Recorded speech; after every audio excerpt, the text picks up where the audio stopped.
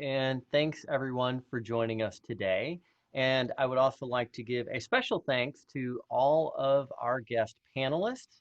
I'll ask each one of them to just give a quick refresher of the talk that they gave in the preceding webinar. So I'll start off with Giles Lindsay. Hey, Joshua. Hi, everyone. I'm Giles, and 3 weeks ago, I was invited to talk about DA and shared services, so extending that to business agility. Thanks, Giles. Next to Antje Lehmann. Hi. Hi, Joshua. Good to be back. I had the pleasure of joining you in the session 2 weeks ago after the one with Giles, which was about how can disciplined agile help companies get out of times of crisis right now, emerge from the crisis. Was very interesting talk. It sure Good to was. be back. Thanks, Antje. Next, Nikita Bhatt. Josh, hi everyone. Really good to be back again. Last week, I and Jeev talked about forming product teams, some challenges around that, and what do we kind of really tips and tricks we shared in a quick session. So, any questions? Looking forward to hearing from you. Thanks, and Jeev Chugh. Hi everyone, I'm Jeev Chugh. So last week we connected Josh and Nikita and I on forming product teams. We also touched upon, the aspects of DA, how actually that can help us building high-performing product teams and also transitioning from projects to products. So looking forward to any questions around that. Yeah, and just thank you, Jeev. And just as a reminder for everyone, for today, again, everybody in attendance controls the content. So any questions you'd like, put them in Q&A. I'm actually going to stop sharing my screen so I can get us just on video. And we will get going with the first question that Jamie has asked. And Antje, it looks like this one will go to you first. Now that her organization looks to be in a fully distributed mode and is going to be there for quite some time, her organization is not looking to bring back people into the offices. What are some of the things from a selection of options in DA that we might have available because we're going to be in this virtual situation for longer than expected? Right, that's a great question. Of course, we would have to look into the toolkit a bit that Disciplined Agile offers and kind of think about what could we use right now and what's probably better to be used in terms of tools and techniques that we find there that would be for co-located teams. But the good news is that there are quite a number of tools in there that you can find in the Disciplined Agile Toolkit for distributed teams, and that they can use even no matter if they're distributed or co-located, so that they can really take advantage of. So for example, we talked in our session about maybe the possibility to have someone in your team who's acting a bit like an ambassador, trying to make sure everyone feels safe, right? With the situation and feels heard and seen by everyone else in the team, is able to contribute. Of course, apart from all the technology you need to be familiar with and need to set up, there's no way around that. There's also some great technology options now for virtual teams, and companies making them are also really trying hard to get more of that out there right now. But other than that, really have someone make sure that everyone's taken care of in the team, that collaboration is ensured also to be as direct as possible, maybe using webcams, using a lot of direct communication, instant chatting tools and whatever you find that can help teams with that. And we're in a more classical understanding of agile teams and how they should be set up. It was often said that they should be as co-located as possible, and of course that's great, but if that's right now not possible, because we simply can't do that, then I do think that Disciplined Agile is in the way that it's set up, it's so agnostic even of that, right? You can even find it in the scaling factors. You can find distributed teams that Disciplined Agile mentions that are important when scaling up teams. And you can find all that there. So that I think Disciplined Agile is a great process framework also to turn to look at for exactly this kind of problem. And it can be done. Yes. according to my opinion. It can be done. Team collaboration can be enabled even in a virtual distributed setting. Might not always be ideal. We might have to work around things, but I do see options. So, and that's a great thing. Yeah, there are a lot of options that are already in DA, which is definitely a huge benefit, especially with these, always, but definitely these current times. And a few of the organizations I'm working with, due to how close the proximity some of their employees were sitting next to each other, they are not looking to have people returning back into the office anytime soon. So one of the things that I have done with one of the organizations is underneath some of the process goals, for instance, like the coordinate activities one, we've added in a new decision point that I call virtual collaboration. And we have another number of options that are there, with some that are bolded specifically for that organization. So that is also an option, right? I mean, we have a wealth of information in the content in DA as a toolkit, but we might need to do some tailoring in some of those options depending on the context of a given organization. Some things just might not be possible. So that wouldn't be a good option to select, as well as adding some things in on occasion. Again, we want to do this kind of sparingly, since there's already such great stuff in the toolkit. But yes, adding that in is something that has worked quite well. The next question I will direct over to Jeev. So the next question is from Suzanne, and she asks, how do you get budgeting for a longer lasting team discussions going? I'm having a hard time with my finance area. What do you recommend? Yeah, I think that's always a given, right? Whenever I've had to have conversations around pivoting from the traditional budgeting to more lean agile budgeting, it's always a hard conversation, especially when we are talking. The leaders are leaders with the traditional mindsets. They are used to having detailed business cases up front, and they're used to having the entire plans up front. The whole concept of rolling wave roadmaps, rolling wave budgeting, lean budgeting is still very new. And so I think the way I have managed to kind of influence the leaders in the past is where they felt that with this whole thing, concept of not agreeing on the scope upfront and just working on the, just working on a rolling wave sort of a structure and agreeing on a fixed team, fixed resource capacity, and providing budget for that. Their biggest challenge has been that how would we ensure we are actually delivering value and for the amount of the fund investment that we are funding. And so I've always actually conquered that their concern from the reality is, even in the traditional setting where they actually provide all the upfront funding based on a detailed plan, that's based on a lot of assumptions upfront. We never stick to those plans in most of the cases.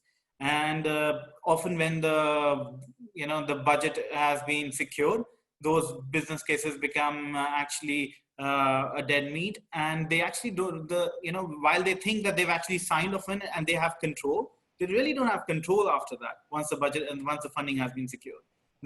So by moving to a long-standing stable teams, and if we can introduce lean business cases, lean budgeting, having quarterly funding allocations, rolling wave, where we can actually prove that the value has been delivered, looking at it from a very much a business value outcome perspective, and actually pivot our funding strategy as well. If we see more value being delivered on something else, if our strategy changes.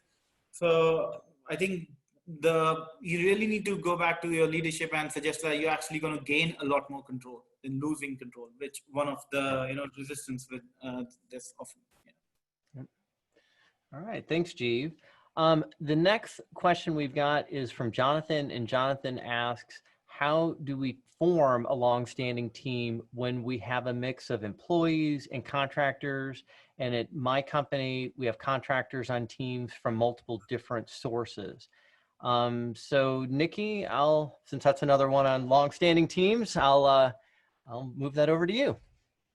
So so definitely that's a model which I've come across a lot as well. Sometimes it's more kind of not just fixed term employees of the company who have the business domain knowledge, but also contractors who are more expert in probably the modern way of delivering products or even thinking, plus the vendor-based options, right? In terms of your vendor could be a multi-vendor options from company-wise or organization to organization. So still a team in whatever, a Scrum team, Kanban team, whatever you opt for from a delivery approach perspective, I treat a team as a team collaborating together towards a common goal and working together. So that team sync, team bonding, and also team working as a team rather than as competitors within that kind of one team is quite essential. And some of the things where we say team formation options, which DA gives, which I talked about it last time as well, is a great way to kind of really look at if you're forming long-standing teams where it doesn't matter where your resources or your people are coming from, treat them together, spend time in terms of forming them as a team, and also the options in terms of how they're going to be working together. What's more relevant? What's the context they're going to be working? What's the skill set we're going to be having from each one of them to contribute to the larger, better good of the vision?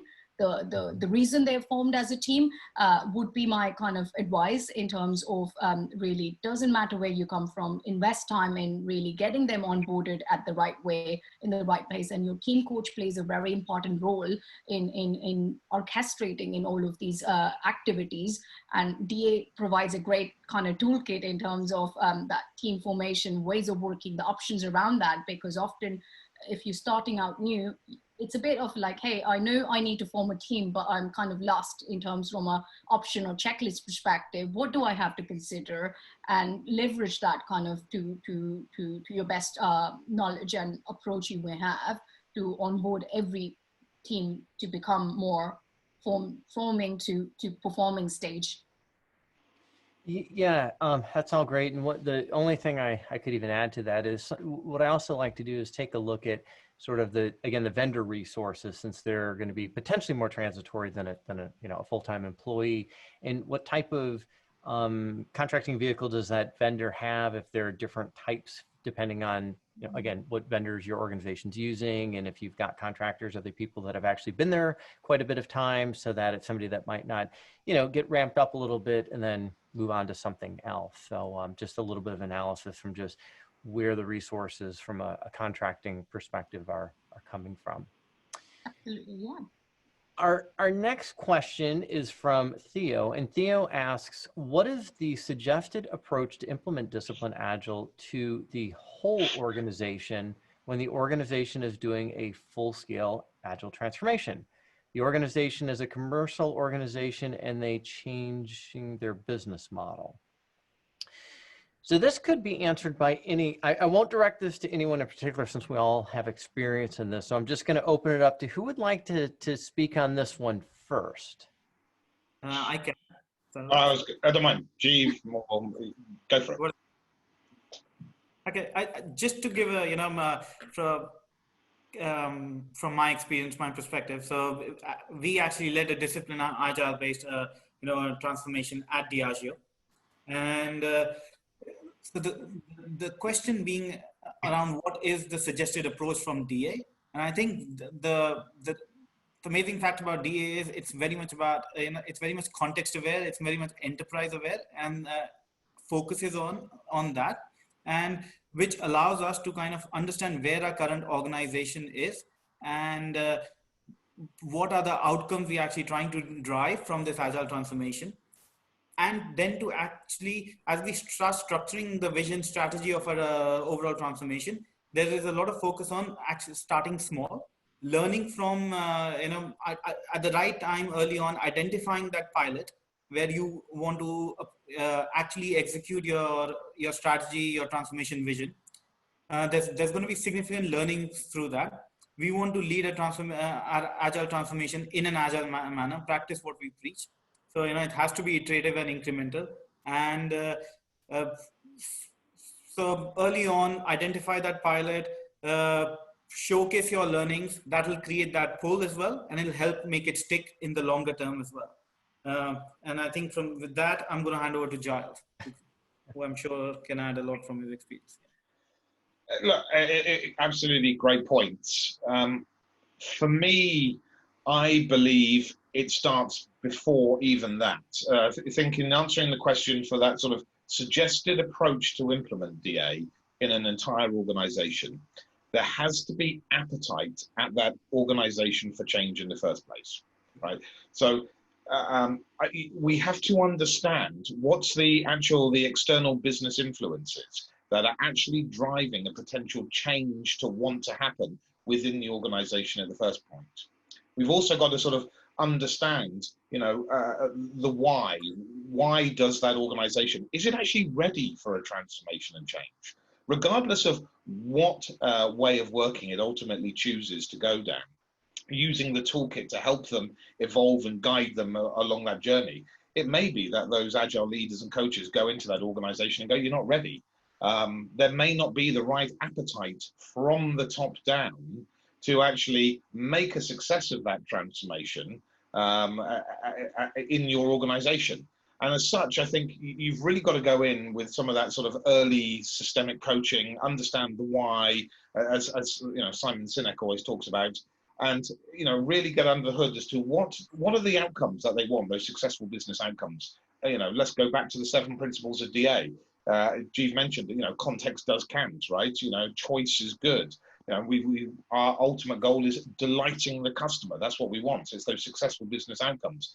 So I think you've got to make sure you've got buy-in from your C-suite, from your executive team, to make sure that you're truly going to have a successful transformation, regardless of whether you're using DA or any other type of agile framework within your organization. I mean, I hope you do use DA because, of course, with that sort of level of agnosticity, it's going to actually allow you to adapt and evolve your ways of working within the various different teams, especially if you are, as Antje was talking about, now wholly distributed, you're no longer co-located as well. It's really going to support you more now than ever. So I think if you're trying to come in at that senior mid-management level, trying to bring that change, I've had much experience in that level myself, successes and failures. It's a case of you've got to know you can have those open and honest conversations with the people above you, and you've also got to make sure you're bringing everybody on the same journey of learning that Jeev was talking about, who are working with you in the function that you may be responsible for. But now as a C-suite, I get that opportunity to now have more open and honest conversations with people at that executive level to kind of go, you've got to have that same philosophy, that same mindset, the same understanding the why as I do as to why we need to do this. So it really does start at the top.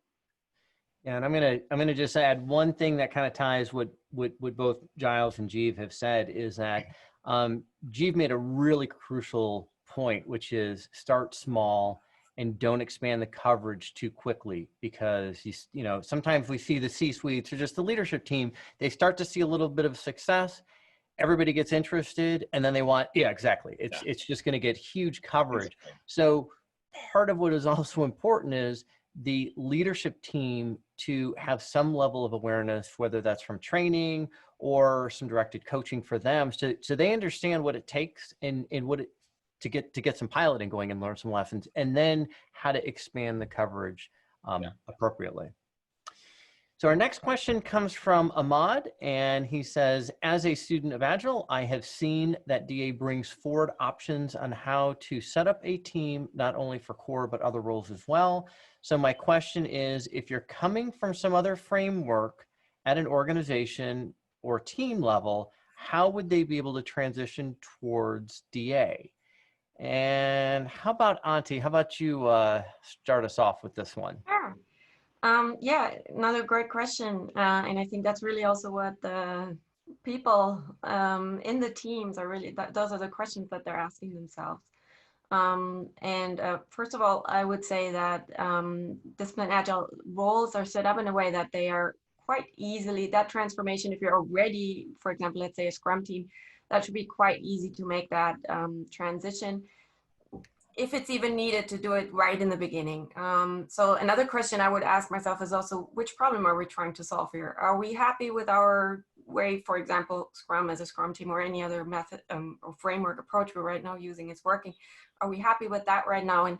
But are there some specific problems we're trying to solve? Then I would first of all probably look for the root cause of those problems if I can figure that out, and look for tools to help me solve these. But eventually, of course, if I'm really thinking that Discipline Agile is a good way to go for us as a team, then I think also if you're already in an Agile team, that transition should be quite easy to make. The roles are laid out in a way that I think they harmonize quite well. That's exactly the point also that I see in the approach that Discipline Agile has, that it's easy to start with wherever you are right now with Discipline Agile. So if you really want this, of course, it's great to also get help when needed. So people who are a bit familiar with similar situations and can help you there, be it coaches, for example, that can help you. You're probably gonna have to look into some literature and and guidebooks, and maybe the Choose Your Wow materials and things like that DA offers. But I don't think it's hard personally. So from what I've seen, it's not the hard. The hardest is the Agile mindset for a team that's new to Agile, and probably even more so for the environment around them.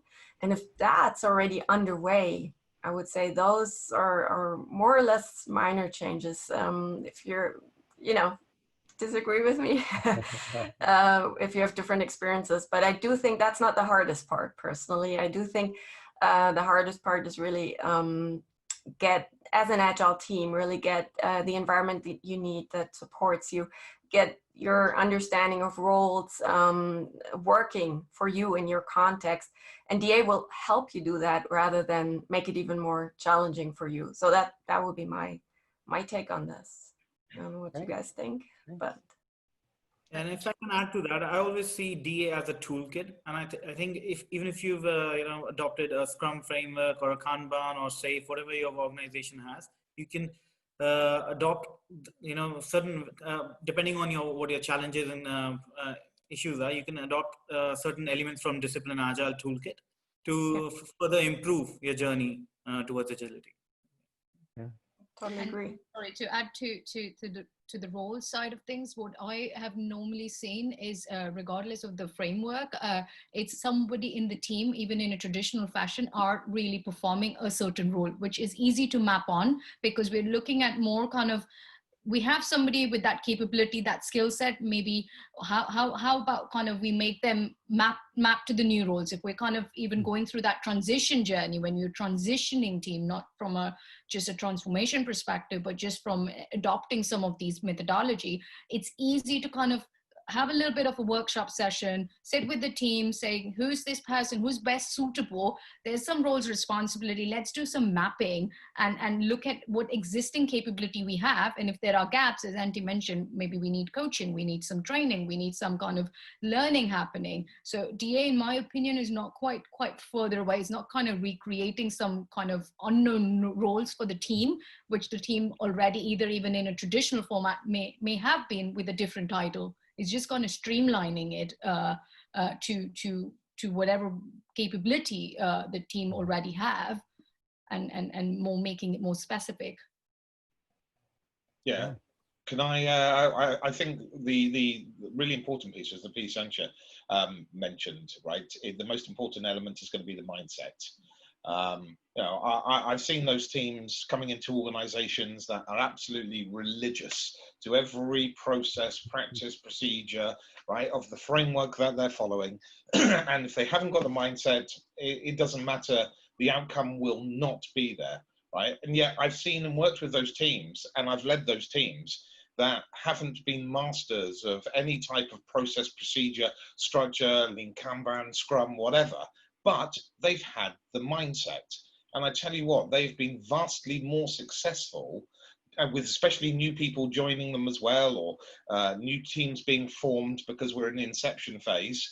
And they've had those truly amazing successful outcomes because they have the mindset. They understand those values and principles. They even really have adopted and understand the 7, core principles we have in DA as well. So for me, those are the 2 pieces. I think the mindset piece is absolutely the key element here. Yeah.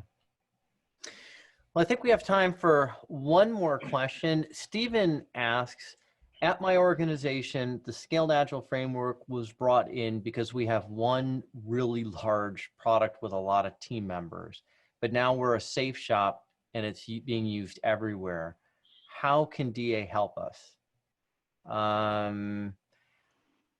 about Nikki? I know you've got some work that you've done on the Scaled Agile framework. So what could we say that would help from a DA perspective? I'll keep it quite straight to the point and brief. What I kind of tend to tell organizations and even teams is the number one reason you want to scale is do not scale if you don't want to scale, because that's where it is. It's kind of catchy. It's kind of trying to say, oh, scaled agile, it's amazing. We kind of go top down, without kind of that context awareness, enterprise awareness in terms of what are the core principles from DA. It's not saying we're against scaling, but it's more around the fact that definitely scale if you really have to. That may be relevant to specific larger teams or a value stream or lab or whatever your organization calls, where there are multiple people trying to deliver a single product. But it's not a one-stop, as you're saying, it's not a solution for everything. You may be kind of okay with going off a Scrum model or anything else where from a scaling perspective would be relevant to your context. And to me, that's quite simplified. That again, going back to the core principles, right? It's you need to have that awareness. Where's your enterprise? Does everything need to be going into that kind of quarterly PI planning, which Scaled Agile talks about? Does everything want to kind of be aligned to a single product? Maybe that is the vision of that may be not relevant to some other teams in the organization. So that's where I would kind of probably say, do a little bit of analysis, take some options from the great idea is providing you options, right? All these kind of toolkit which DA have, or the process goals, or around from a scaling perspective as well, is do not scale if it's not relevant to you and your teams. Right. It's over. Yep, we have one small team that's on a train, might not really be the best use of safe. We are almost out of time, but we do have one follow-up question from Ahmad, and he says, Giles, I'm encouraged by mindset change as response to my question. How do we go about imparting that? So I'll ask Giles, if you can give him a quick answer, and then I'm going to ask Jeev, Antje, and Nikki to do the same, so that we can all hear from your perspectives before we wrap up for today. Good stuff. Look, Ahmad, thanks for the question. For me, it's simply about working with great coaches, great agile leaders who bring that into an organization. I've had the benefit of having had that coaching from Joshua, myself, and other people like that in the industry over many years. So as an agile leader now, I'm there trying to bring that mindset, the philosophy, those set of values to organizations that I work in. So for me, it's simple, working with some fantastic agile leaders, some fantastic agile coaches that really can shift your mindset and get you onto the right journey. Great. Thanks, Jeev. Yep. I would say, I would just add to that, it's also, as sooner you can start showcasing success with that philosophy, it'll start creating that pull, and that would really support in your overall organization's mindset change. Yeah, absolutely. Antje, what are your thoughts? Yeah, absolutely agree. It's about multiplicators that we need, people who inspire change. We can't force it, but we can inspire it, and we can move forward giving other people inspiration. That I think is important. Yeah, and how about you, Nikki? I'll just add to all of that, whatever I said, agreeing, is that have the mindset of kind of already the appetite, not the mindset of it's okay to fail, because inspect and adapt helps you kind of really challenge and recreate. These frameworks, these toolkits are just out there to support you, and the coaches would also do the same. But at the end, you are the leaders, you are going to be the ambassadors for your organization, and you can be creative, you can be experimenting, and if it fails, it's okay. So the organization should have that appetite. We are in a journey together. We're not going to be in a traditional mindset, and that to me is the number one mindset which allows the mindset change, in my opinion. Be brave. Be brave, yeah. And it is, I mean, mindset is probably the most powerful at the least visible, or the least easy to spot, versus utilization of a new tool and somebody just getting it pushed out to them and they're using it. So so critical and so important. We are out of time for today, so I want to thank everybody that is in attendance and all of the wonderful questions. And Nikki, Antje, Jeev, Giles, thank you again for taking your time to come back a second time to join this webinar. Much appreciated. And our webinar for next week on August 5th is going to be conducted by Aldo Rawl, and we are going to be discussing guided continuous improvement, which is essentially what DA is all about. So hope to see you again next week, and appreciate everybody's time. Thank you.